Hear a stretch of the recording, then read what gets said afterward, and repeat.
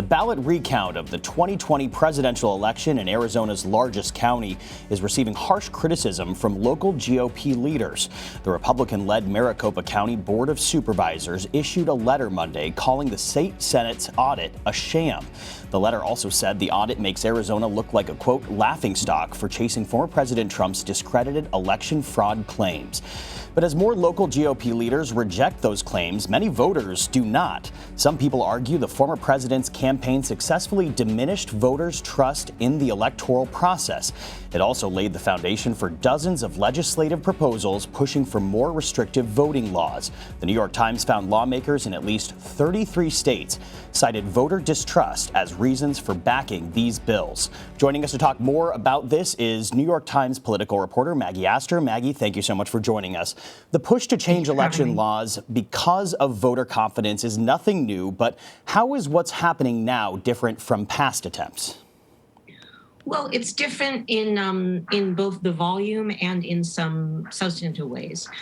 The amount of disinformation that was spread about the 2020 election with President Trump's false claims of fraud and many of his supporters amplifying those claims, it was a much more broad and frankly effective disinformation campaign than we have seen after previous elections. So voters' trust, particularly Republican voters' trust in the integrity of the system, went down much more dramatically than we've seen in past election cycles. And that has led to really way more restrictive laws being introduced at the state level than we have ever seen before. And those laws are, to an unusual extent, being fueled not by the disinformation itself, not by the claims of fraud themselves, but by citations of the voter distrust that results from that, from those claims. So speaking of that, when asked if voter confidence is a strong enough reason to create and support laws that restrict voting, what has the response been from the political world, both from politicians and academia?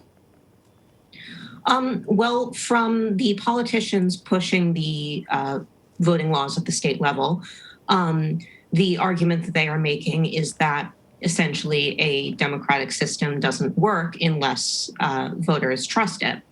And so their argument is that voter distrust is a substantive reason to modify voter laws.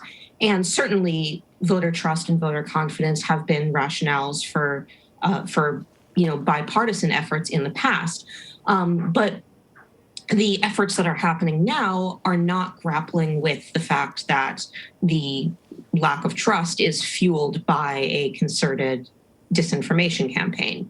And that is what academic experts and people who study disinformation are pointing out, that it is essentially a self-reinforcing cycle, because you have the lies about election fraud, and those decrease voter confidence, and then the politicians cite the lack of voter confidence in a sort of vicious circle. And it's all founded on disinformation, right? These voter restriction bills, they're a clear example of how disinformation can really take on a life of its own. Why does that happen? And is there any coming back from this? Is this something that can be controlled eventually?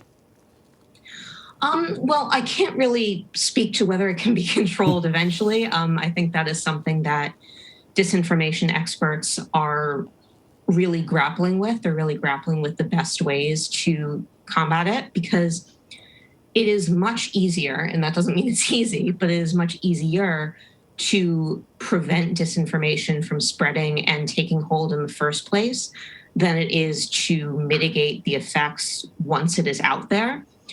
Because, as you said, it does, take on a life of its own. Once you get the toothpaste out of the tube, it's hard to put it back in, right?